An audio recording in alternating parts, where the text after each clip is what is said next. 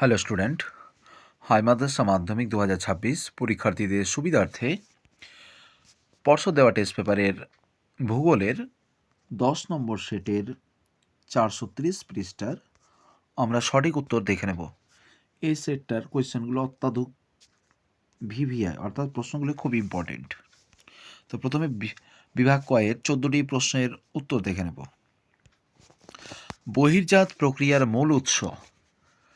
তো এখানে দেখো বহির্জাত প্রক্রিয়া এখানে সবগুলোই, যেমন সূর্য, নদী, বায়ু, হিমবাহ সবগুলোই, কিন্তু মূল উৎস বলেছে। তাহলে বহির্জাত প্রক্রিয়ার মধ্যে সবথেকে মূল যেটা হবে, যেটা মেন হবে, সেটা হচ্ছে সূর্য, কারণ সমস্ত শক্তির উৎসই হচ্ছে সূর্য। দুটি নদী অববাহিকার মধ্যবর্তী উচ্চ ভূমিকে বলে। এটা হবে জলবিভাজিকার। দুটি নদী অববাহিকার মধ্যবর্তী উচ্চ ভূমিকে কিন্তু জলবিভাজিকা বলে।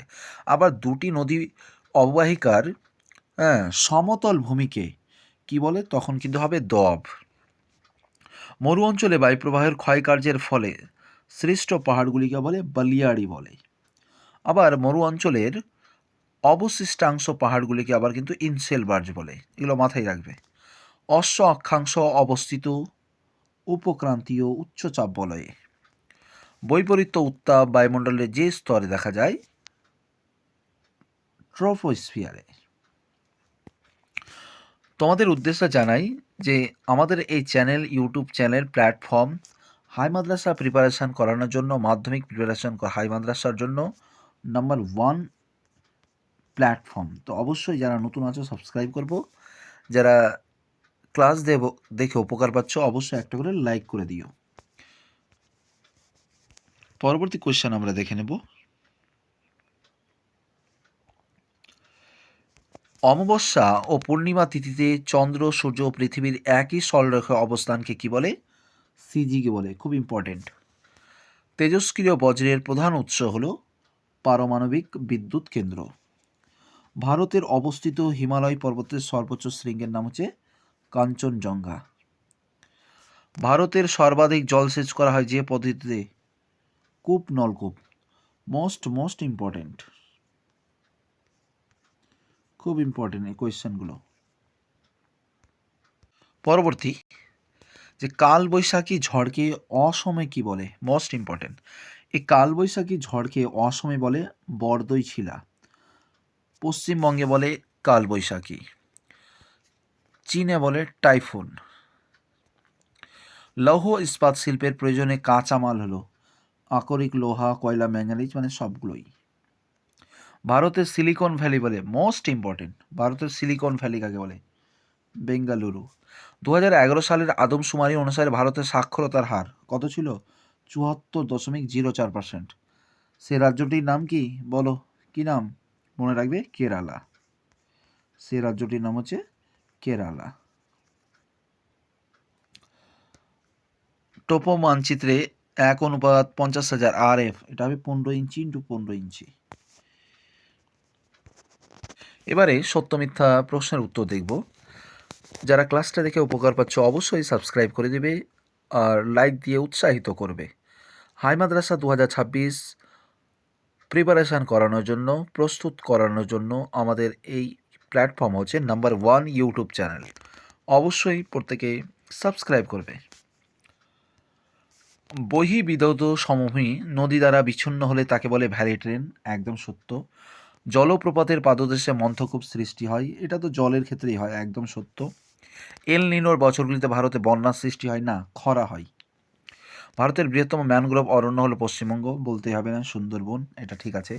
উষ্ণ ও শীতল সমুদ্রের স্থানে যে মিলিত হয় তাকে হিমশৈল বলে। না, হিমশৈল হচ্ছে সমুদ্রের ভাসমান বরফের স্তূপ। উপগ্রহের চিত্রে লাল বর্ণ রেখাটা সড়ক পথ। না, লাল বর্ণ একমাত্র উদ্ভিদকে বোঝায়। এবার আমরা সত্য মিথ্যা প্রশ্নের উত্তর দেখব। হিমবাহ ও জলধারার বালি, নুড়ি, কাকর ইত্যাদির দীর্ঘ সংকীর্ণ আঁকাবাঁকা শৈলশিলার মতো পথ ভূমিরূপকে বলে? এসকার বলে। শীততাপ নিয়ন্ত্রণের জন্য বায়ুমণ্ডলে যে গ্যাস ব্যবহার করা হয়? হাইড্রোক্লোরোফ্লুরোকার্বন। কম্পোস্টিং পদ্ধতিতে বজ্র পদার্থ থেকে উৎপন্ন হয়, এটা কম্পোস্ট সারও হবে, জৈব সারও হবে, হিউমাস সারও হবে, যেটাই বলতে পারো। ভারতের একমাত্র শুল্ক বন্দর বা করমুক্ত বন্দর হলো কান্দালা। কোথায় আছে বলো তো? গুজরাটে আছে এই কিন্তু। দক্ষিণ ভারতের সর্বোচ্চ শৃঙ্গ আনাইমুদি। জামনগর ড্যাশ শিল্পের জন্য বিখ্যাত? পেট্রো রসায়ন শিল্পের জন্য। এবার আমরা দেখব এসএকিউ প্রশ্নের উত্তর। প্রথমে আছে দোয়াব কি? দুটি নদীর মধ্যবর্তী সমতল ভূমিভাগকে দোয়াব বলে। ক্ষয়সীমা কি? নদী কোনো শক্তি বা কোনো নিচু জায়গাকে যখন সরিয়ে দেয় বা ক্ষয় করে দেয় সেটা হচ্ছে ক্ষয়সীমা।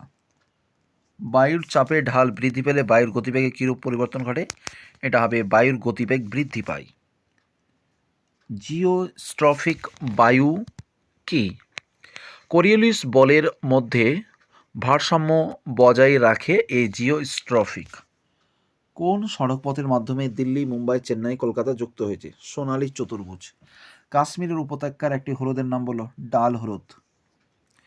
মৌসুমী বিস্ফোরণ বলতে কি বোঝো? দক্ষিণ পশ্চিম হঠাৎ করে কিন্তু মেঘে একটা মেঘ ঢাকা হয়ে যায়, তখন বজ্রবিদ্যুৎ সহ বৃষ্টিপাত হয়, সেটাকে বলে মৌসুমী বিস্ফোরণ। ভারতের একটি পূর্ববাহিনী নদীর নাম লিখো। গোদাবরী। এবার আমরা দেখব কয়স্তম্ভের সঙ্গে ক্ষয়স্তম্ভ। প্রবহমান সমুদ্র স্রোতে গতি বিক্ষেপ, তাহলে আর দেখা দরকার নেই, কোরিওলিস বল। ভারতের দীর্ঘতম হিমবাহ সিয়াচেন। বছরে দুবার বৃষ্টিপাত যুক্ত অঞ্চল করমণ্ডল উপকূল। শৈলোৎক্ষেপ বৃষ্টি, প্রতিবাদ ঢাল। ডিসলেক্সিয়া সিসা। ঝুম চাষ, মৃত্তিকা ক্ষয়।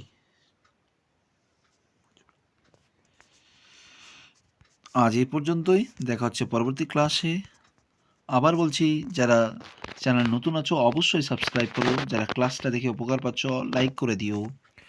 হাই মাদ্রাসা 2026 পরীক্ষার প্রস্তুতি করানোর জন্য নাম্বার 1 ইউটিউব চ্যানেল প্ল্যাটফর্ম, অবশ্যই সাবস্ক্রাইব করবে।